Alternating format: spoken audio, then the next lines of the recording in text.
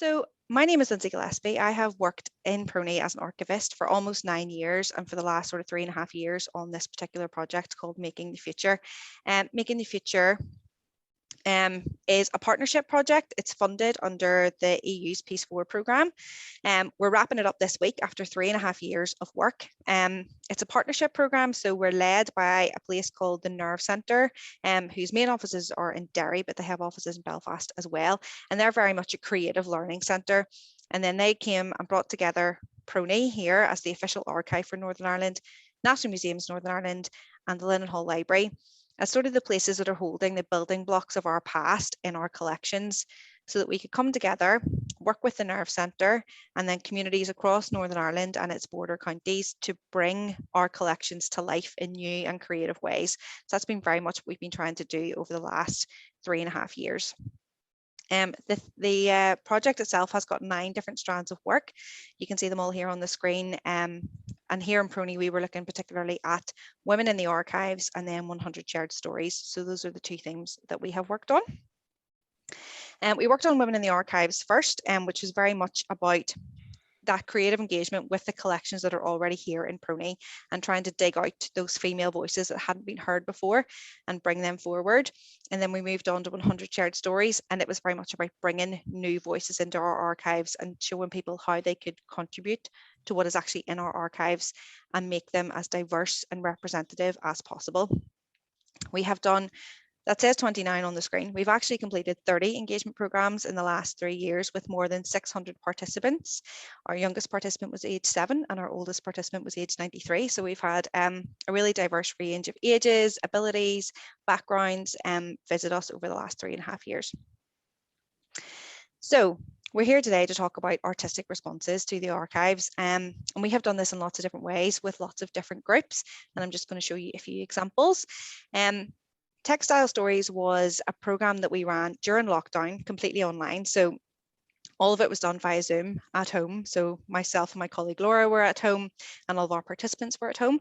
And we did it for 4 weeks, sort of in October, November 2020.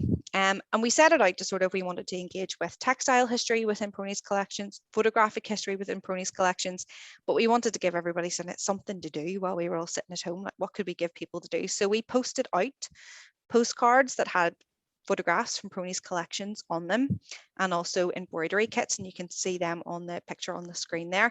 We sent those out to everybody that signed up to work with us, and we brought in a facilitator because I don't have the skills to do photo embroidery, and neither does my colleague Laura. So we brought in a facilitator to teach everyone how to embroider the photographs and sort of set them off to do that then. And we only had 1 session where we were sort of taught how to do the embroidery, and then everybody was sort of left to do it for a few weeks. And we were really blown away by the responses that we got and the photographs and the embroidery that was created. A lot of the photographs came from a studio collection we hold here in PRONI, and we actually don't know who the people in the photographs are. They came out of the Cooper photography studio. But our participants imagined entire lives for some of these people in the background. So this is one. So this is a photograph from the Cooper collection of 2 girls. And we don't know who they are, don't know what their background is, don't know why they were there getting their photograph taken together. But our participant sent us in this sort of explanation as to why she had embroidered it the way she'd embroidered it. And she tied it very much to same-sex marriage reform here in Northern Ireland. She imagined them as a couple, and that's where the rainbows in there, and that was what she imagined for these 2 women, and that's why she embroidered the postcard the way that she did. And we were really blown away by how much thought and effort had went into sort of putting stories into some of the photographs along the way. This was another one. So this is actually a circus photograph. We do know where this photograph is from, although again, we don't know the names of the people in it.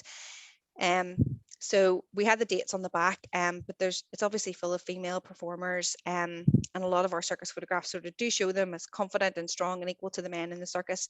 So Victoria put all of the suffrage colours into it and sort of made it into a promotion for Votes for Women, which was really interesting as well. So I'll just go back there for a second. So that was Textile Stories. We have all of these embroidered photographs now here in PRONI, and they will become part of our archival collections. They'll be here forever to people order out and look at. And actually today we did a similar workshop in person again, just a one-off event where we brought the postcards back out, we brought the kits back out, we had a facilitator in. So we hope to get more of this kind of stuff along the way to share across our social media pages, because we were really blown away by how creative some people were with their response to the photographs. Then we also, at the sort of in a similar time last year, in the October school holidays in 2020, we did an online program with young people and children, and it was aimed at looking at sort of like ghost stories and stories about witches and anything that would relate to Halloween, and we shared it with a group of kids aged between 7 and 13. What we wanted them to do was engage with the stories, these spooky stories out of our archives, and then illustrate them into comic book strips that we could put together and create a comic book out of. So that is what we did. So we shared a few stories with them. This was Lived Once, Buried Twice, which is a story of a lady called Marjorie McCall in Lurgan. I mean, I don't know if it's true, but it's a legend anyway, that, you know, she died, she was buried, but she wasn't dead. She was just, you know, I don't know, in a very deep sleep or a coma. And then whenever grave robbers came along to cut her finger off, it turned out that she was alive. And then she lived very long after that. So, and this is an example of one of the comic book strips illustrated by one of the kids for that story. Then we did use a few clips from the UTV archive as well about ghost stories that are in the UTV archive, and one of them was the M1 ghost. And again, this is an example of a little comic book strip that was drawn for that.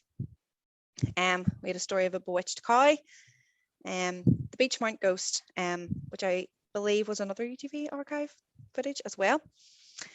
So again, we printed all these, and we have a physical comic book. It's available online on our Making the Future website. If anybody wants to go and check it out, we do have an online version of the comic book, but we also have it printed as well. It's available here in PRONI. So again, that was the kids sort of reading the stories or watching the footage from the UTV archive and then illustrating the story in whatever way they felt appropriate. And then finally this year, this was the first time we got back in person after the very long COVID lockdowns and a year and a half of working with people solely online. We finally got a group of kids aged 8 to 13 together in person. And we showed them sort of posters from PRONI's collections that were campaign posters, political posters, and anything like that. There were posters that sort of were trying to get a message across. We shared them with them, and then we asked them to create posters themselves about things that were important to them, and they designed posters with us in person in July this year. So these are just some examples of the posters. So, and then some of the kids, and then we got them all to sort of give us a little justification as to why they had designed what they had designed and why.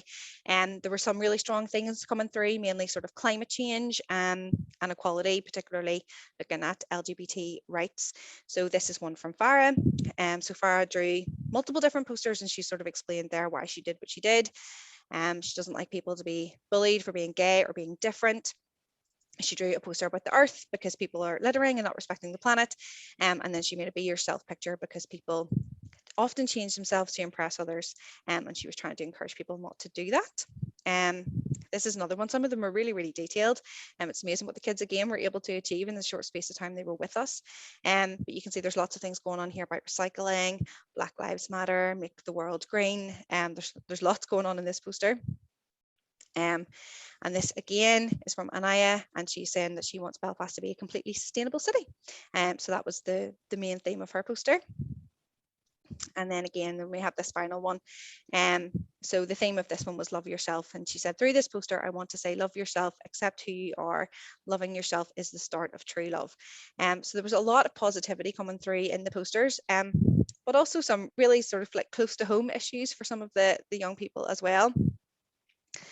So this was Finn, and Finn's was very much about, we did do this in July, so it was in and around the sort of bonfire season, and he was very concerned about some footage his mum had shown him about a bonfire and it collapsing. So he was very, very determined to make his poster about bonfires and about safety. So that was what we got from Finn. So that is really a whistle-stop tour as to what we've been doing through the Making the Future project, and sort of where this idea came to sort of have a closer look at people's artistic responses to archival material, and to show there's many different things that you can do that are interesting and creative and get people thinking and designing out of archives. And with discussion with that, and we work really closely with Anne here from Northern Ireland Screen on the UTV archive, sort of how it's being used, how it's being promoted, letting people know that it's here, that we're looking after it, that NI Screen are making it available. And Anne told us about this wonderful engagement program that she had done in partnership with Seacourt Print Workshop, and we decided to hold this event and sort of hand the mantle over to them to talk about their work in particular. So I'm going to hand over now to Anne for the rest of the session, and I hope that you enjoy it. Thank you very much, Lindsay. Thanks for the introduction. And I think what we're doing is very similar. You know, it's that idea of trying to get people as excited about the archives as we are.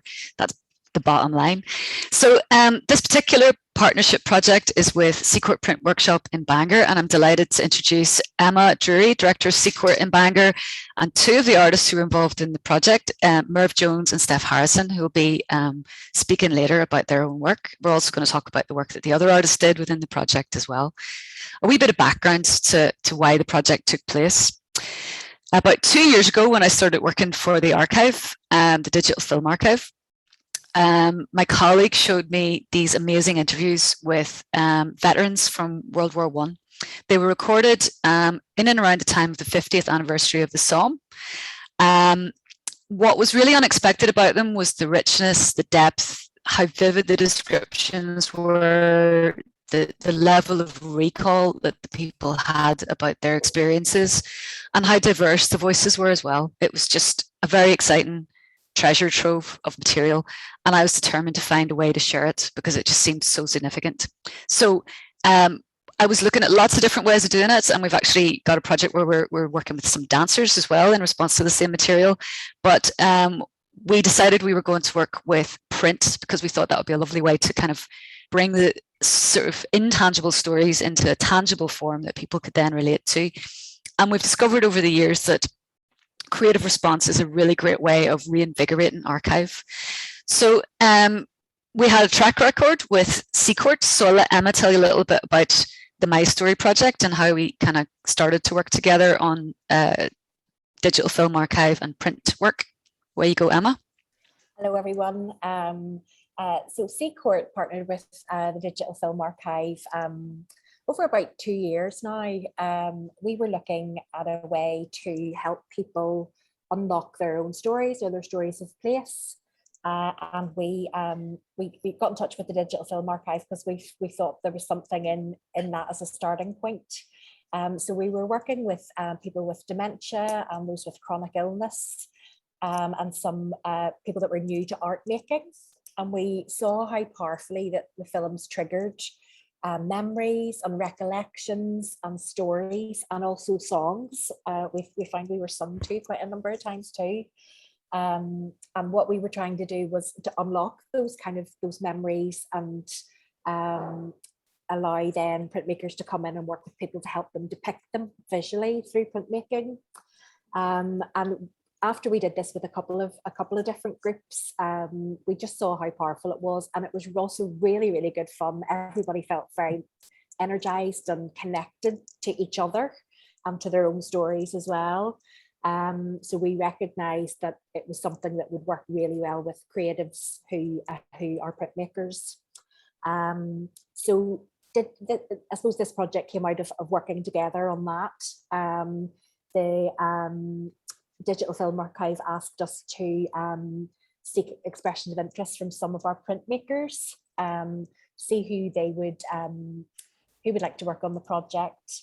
We gave them some prints, we gave them the film clips in advance, and they were able to immerse themselves in those and decide which ones inspired them or which ones had stories that resonated with them. And then we gathered together for sessions and we talked about those inspirations and those stories, and the artists shared their own stories and how those related to the films as well. So you're seeing on screen now Joanne Fitzpatrick, one of our printmakers.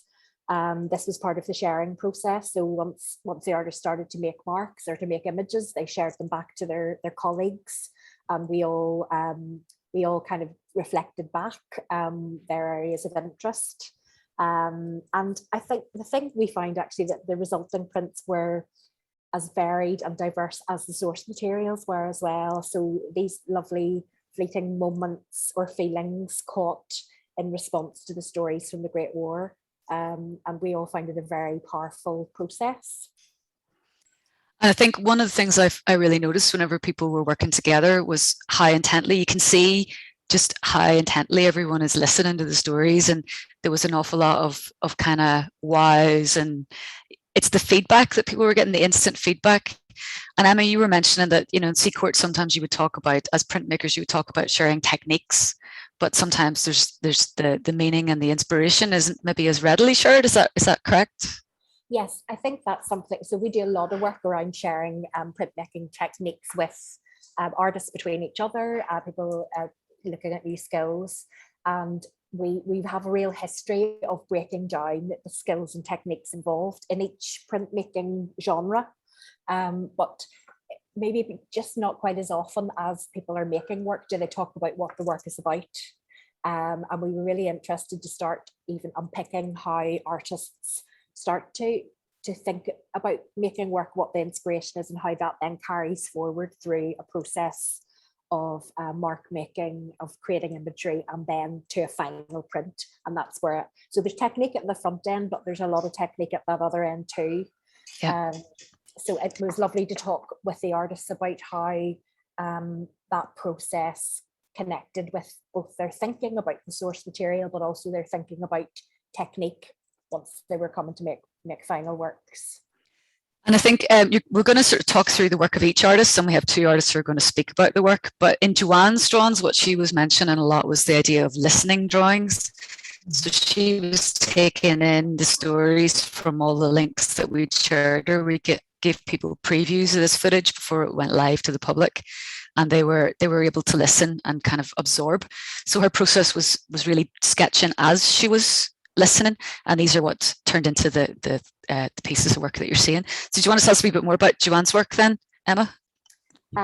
Yes, so Joanne was thinking about the battlefield and the kind of was it kind of the architecture of the battlefield and the sounds that the men were hearing as and capturing that through. So she was working live, and she listened to watched the clips, but then she listened to them over and over again. And as she heard various sounds, and she was kind of she was having a visual image in her own mind about what was going on, and trying to capture that through mark making. Yeah, and also she called the work Dark Echo. So the idea of listening is in her final piece. And you can see, I'm going to show you some close-ups of it as well, so you can look a little bit more closely. She's brought these words that were common to her, both from the things people were saying and from the images in her head. And she actually was including the text inside the image. And she was saying it was slightly different from the way she normally works. So she'd been kind of moved to a different way of approaching her creative process because of what she was hearing. And I think the other thing, she was kind of struggling through both the ideas and really searching within her repertoire in terms of painting and printmaking for the right thing to present those ideas that she was having. So that was an interesting thing to go through with her as she was making her work. And then with Rosie, Rosie really connected to her own family history because of this project. And again, she was kind of finding that she wanted to go in about 10 directions. So I think she's maybe going to have another project out of this as well, because it kind of connected her with her grandfather, who's in this photo. She was sharing stories about him. But she sort of moved back again to landscape and to the idea of the rusted earth and the kind of, the effects of fire and scorching on the landscape. So maybe you can tell us a bit more about her work as well then, Rosie Ennis. Yes, so Rosie started to use a colograph process and was really thinking about the colours of the, I suppose colours connected to the fact that the material really spoke to her family history, but also trying to create, I suppose, the drama of the, I suppose, putting herself into it. And she was really looking at landscapes and battlefields. So she was using texture and kind of mark making to try and I suppose, create the something quite visceral around that. Yeah, I think it's the kind of scratches and the kind of idea of like disturbed earth and things that were rusted and scratched and damaged. You know, she was really into that idea of the landscape being damaged as a metaphor, I think, for people as well. You know, what it was doing to people and place. And the colours are again really consistent throughout all the different images. I'll show a few more. So there's that one's called Firestorm, and this one's Fire in the Sky. And interestingly as well, Rosie was drawn to archive footage from the time, so not just the veterans' testimonies, but it also drew her into contemporary archive footage showing a clip called The North and South Irish at the Front. So she was looking at the kind of reports from around the time of how the soldiers were moving through the landscape and what it looked like, and she was using that for inspiration. So it was sort of drawing her deeper into the archive, which is really nice. And then again, this one's Scorched Earth. So the idea of the aftermath of battle and what it did and how the world looked afterwards. I think that was, I particularly liked this one. I thought it kind of captured that that notion of devastated landscapes, but bringing it back to the abstract, and that it's kind of, there's a distance, but it's still very kind of pertinent and real to people. I think that was one of the things that came through.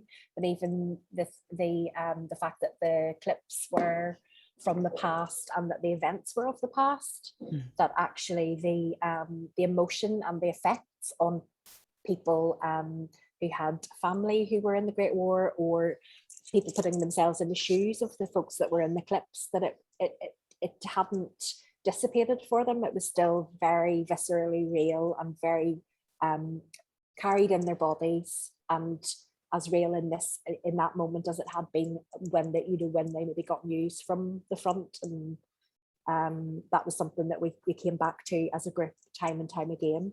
Yep, it was really important, yeah, how immediate it all felt whenever you started to look at it. So we're going to introduce Merv then, who's maybe going to tell us a little bit about the work that he was doing. So Merv, I'm going to maybe start off by saying hello to you and making sure you can speak. And I'm then going to share a screen and share one of the clips that you were inspired by, which was of a machine gunner. So Merv, are you there? Can you unmute? Yeah, am I unmuted? Yeah. You're unmuted, we can hear you. Nice to see you. So Merv, I'm going to share the clip first of all that inspired you, and then you can tell us a little bit about what you did with it, and I'll show some images from you. So here we go with the clip of your muse. Well, when a gun was in action, there you could speed it from about 100 rounds per minute to 250 rounds a minute, or actually, if you wanted, it could go 500 rounds a minute. But when it was firing at a very fast rate, you were not getting as accurate a fire or as dangerous a fire as if you're firing at a slow rate. Actually, the slower the gun was firing, the bullets were going much more direct on the target, and you weren't covering such an area of space. You didn't just press the trigger and keep her going all the time.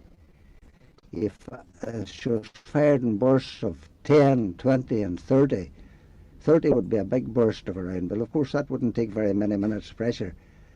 But you always try to give the gun as much possible rest as you could, because if the barrel got too hot up, barrel of course was in water cooled, but the water started to boil too, and when the barrel got heated up, then it started to wear quicker. Can you tell me a little bit, Merv, about how that clip inspired your work? Yeah, well, my first reaction in seeing the interviews was that I suppose I had expected it being filmed that they would be visual rather than verbal. But that actually made me look more at the people and listen to the people. And there's part of the machine gunner's tip where he talked also about well, all the stuff about being a good, what he called a good machine gunner, and the fact that he was looking after the gun in a way that somebody would look after an engine, and he seemed to me almost to be talking in that way about how to get the best out of a gun in much the same way as a mechanic would talk about how to get the best out of an engine. He even talked there in that clip, he mentioned, about the speed, the rate of fire. It was more accurate and more dangerous, and it was more likely to hit the target. He just said the target. And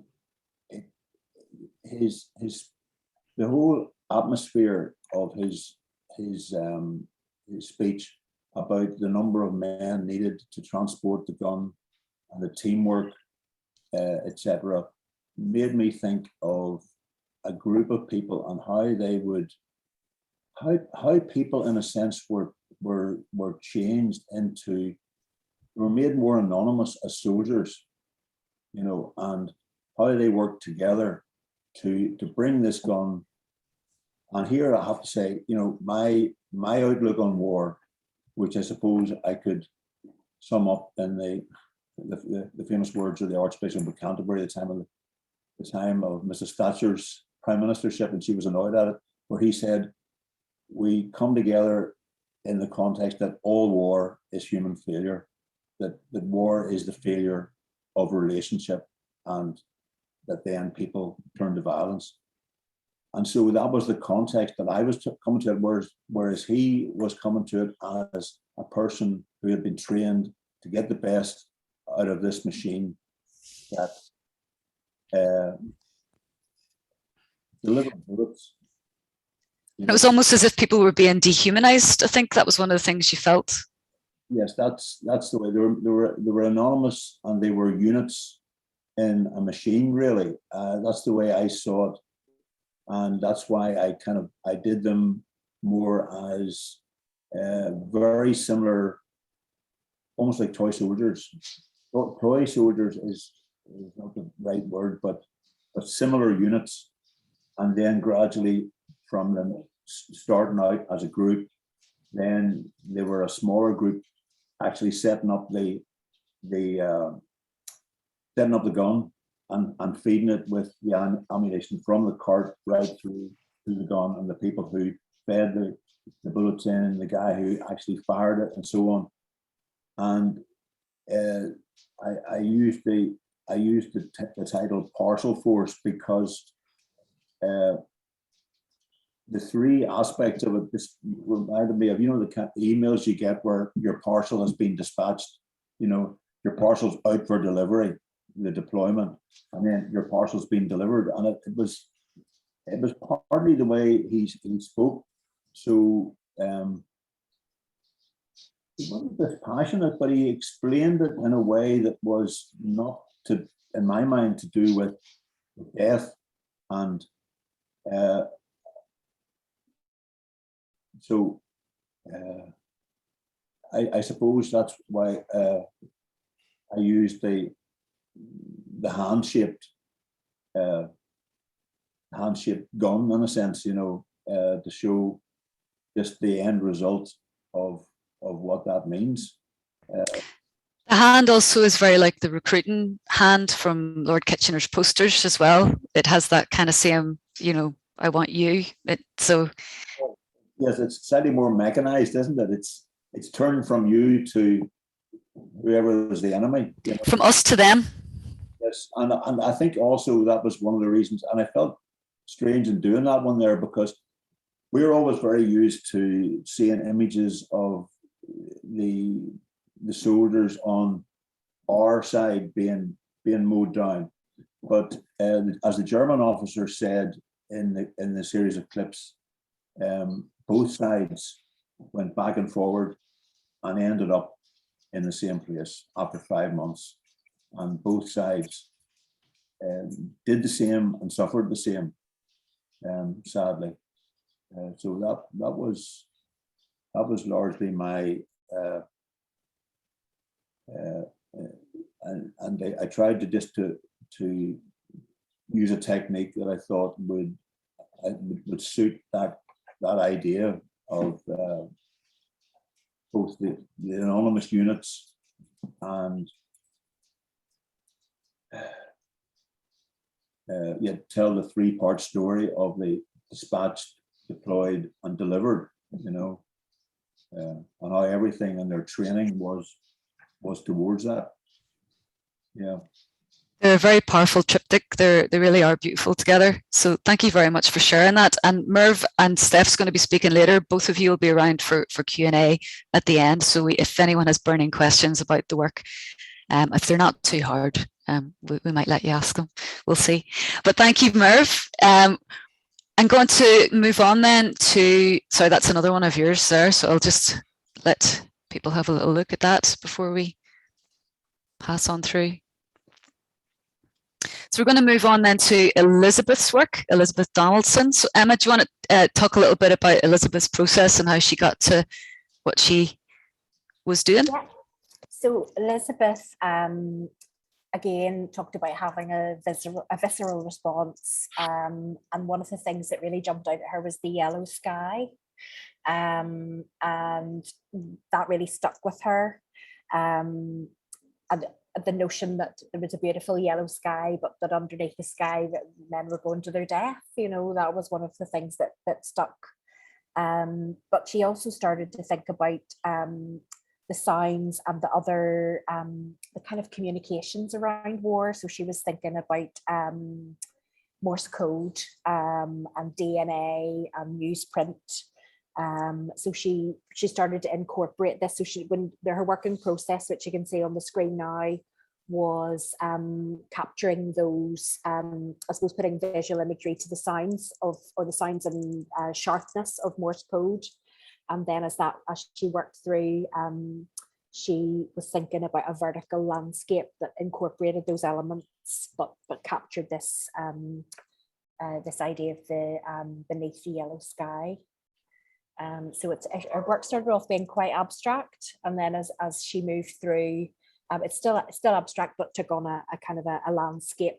Again, referencing, a lot of the artists came back to this notion of people moving through the landscape and the signs and the senses that they might be experiencing. And again, it's that idea of, the coding and the abstraction of war, the fact that things that were very visceral and very real, that you take a step back and it has all these layers of history on top and you can't read what was actually happening. So I think this idea of like the euphemisms and the codes and the traces that are left by things and that they're hard to interpret, I think that's something that came back to all of us again as well when we were thinking about it.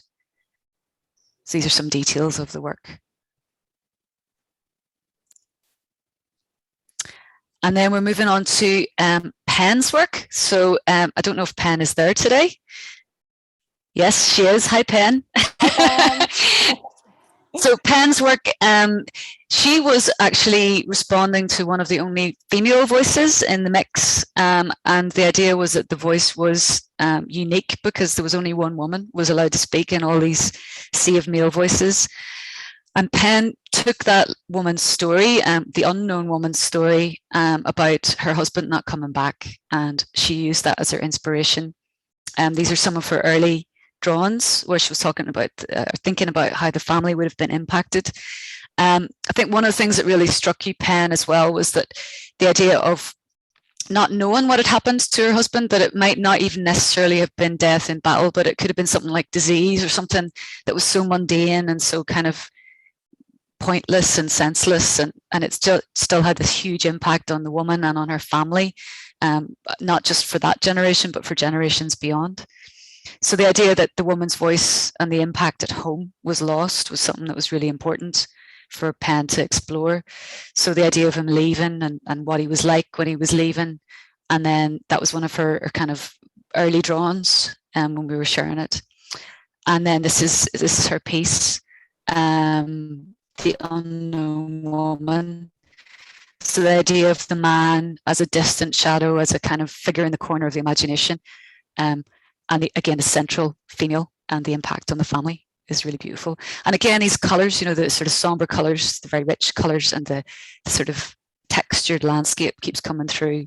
And so many of the soldiers talked about landscape and about the wildlife and the birds. And Pen had discovered that lots of the soldiers were actually doing things like bird watching, which seems incredible, but they were swimming, fishing, bird watching during the time of battle, before things got too hectic and too tumultuous to be able to do that anymore. Just come in a little bit, let you see a bit of a close-up. Emma, have you anything to add about that? And Pen, you can maybe answer questions later if anyone has them about your work too. I think the thing that really struck me when Pen talked about her inspiration was just, you know, and I suppose we were quite emotional when we were talking about some of that, you know, that these women and the woman left at home and, you know, suffering in a very, very deep way, not being at the front, but in every way having as much suffering because of the pressures that were left on the home front, and just, you know, waiting for news, waiting for that letter to come through the door was something that was, and I suppose we throughout the process of the conversations that we had, we all were quite emotional about, you know, we were really deeply struck by the testimonies that were in the clips, and, you know, putting ourselves in those, and I suppose taking time to think about those things that, you know, you don't maybe stop very often and take time to try and empathize and put yourself in the shoes of the people that have those experiences. So I felt that really strongly when Pen talked about her work, and I think in the final work as well. I think the thing that we kept coming back to was that these resonances and ripples are still reverberating in families and in society. And, you know, if you think about how the stories and the narratives around the Great War have impacted in Northern Ireland and continue to impact, and the feeling of ownership that kind of different groups feel that they have over these stories. And I think that the interviews in some ways kind of let people into those beyond these kind of prevailing narratives and let them reconsider them from a different point of view. And that's why it was so lovely whenever you get this female perspective within the kind of male world, and it was lovely that Pen chose to explore that. So thank you very much, Pen, and we'll maybe come back to you later. And then we're going to talk about Steph's work. Steph, I have a clip to show about your work at the end, but I'm going to let you speak a little bit about yours because you're here. So tell us a little bit about your inspiration and where it took you, please. Yeah, such an amazing project, actually, and listening to all of the different footage, but what struck me most was the footage from the German soldier, and he was really eloquent, and he explained, and he was actually quite humble as well, but he explained what had happened, and it was really hard to listen to as well. And he started, it was like as if the day unfolded, which is why I think in the end it turned into an unfolding book. I'm the same. I would work as I was listening. I was drawing, and I was drawing lines, and I was listening, and there was the barbed wire, and there was the trees, and there was the bombardment and the artillery, and it just built up, and it built up. He started that day in July, began with, it was the most beautiful day, and the trees and the woods, and it was so peaceful, and the birds were singing, and the sun was blazing, and it was just a beautiful day. And then like at 7:30, all hell broke loose. So what had started with this beautiful picture in your head, and what had unfolded by the end of it was so horrific. He talked about the sea of green everywhere. It was the bodies over the barbed wire. That's all you could see. So how can I explain something so horrific? How could I deal with this? And also it was like being let out of a box. Something so hard to speak about, something so horrific. So this unfolded. And the lines that I'd drawn, the barbed wire turned into the landscape. The maps that were used, I drew over them, and it was this maze of mud and this landscape that was so hard to understand what these people had went through, these men were dealing with. And the leaves that had fallen off the tree, it was almost like spring, summer, autumn, and winter. You know, it was the same as life. It's like a cycle of life.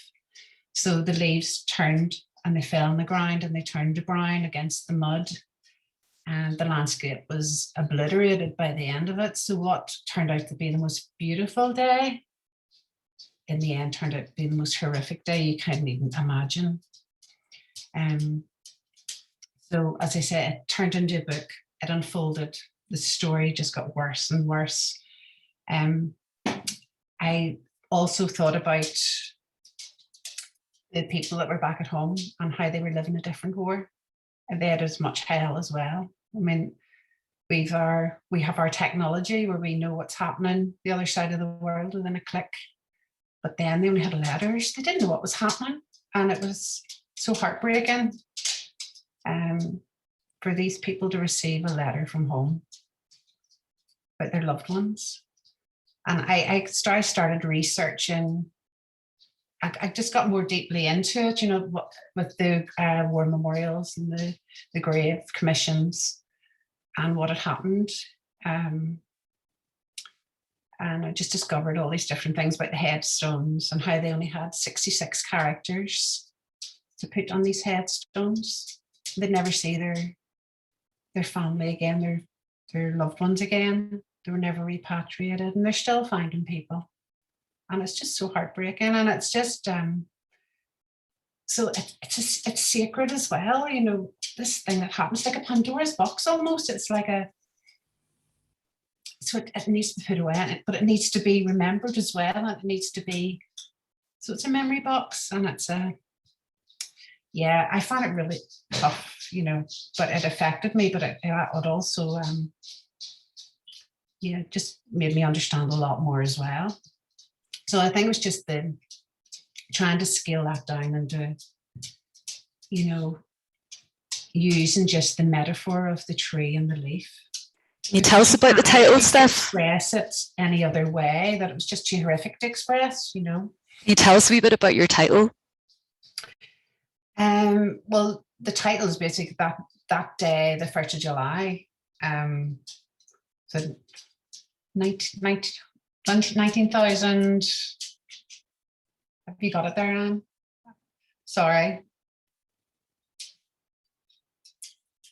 19,240. Yeah, that was the amount of people died that first day, which is just, they were falling in their hundreds and their hundreds. It's very hard to understand how something like that could happen. How could you comprehend something so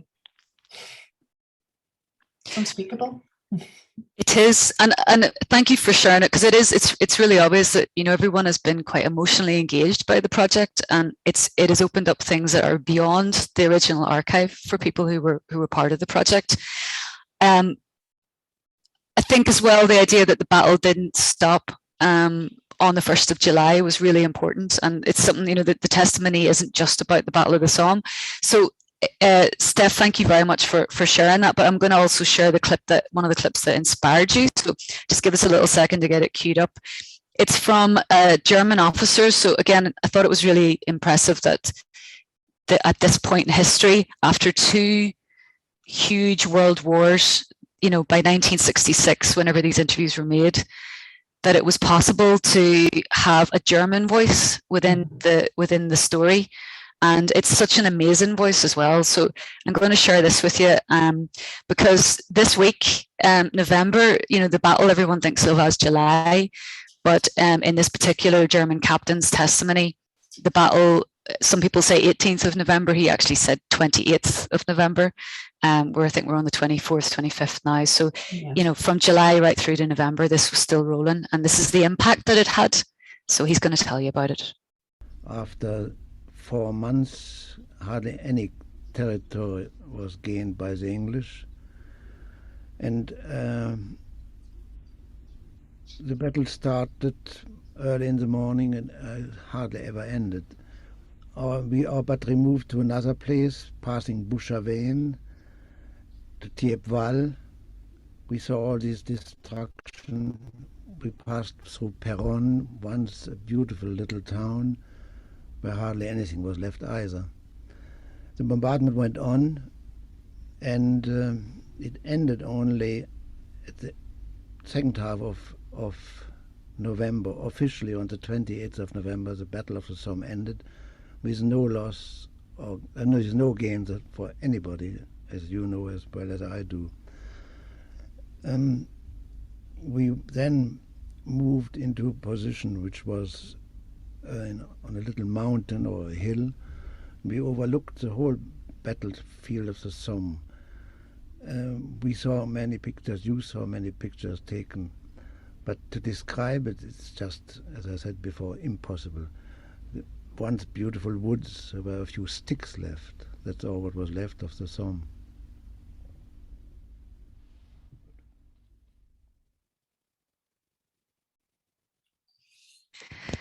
So yeah, it does. It's quite moving, quite beautiful, and he has such a reverent and, as you say, very humble approach to telling the story.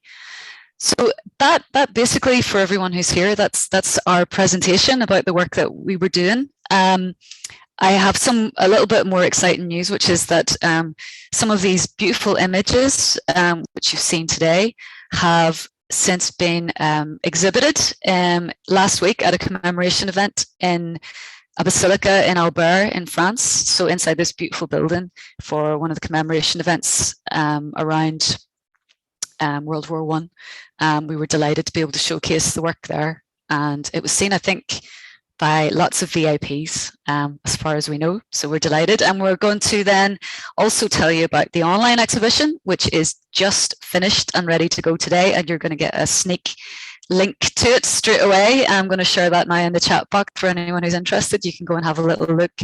You can read more about the artist's thoughts, and you can see more of the images as well that go with it.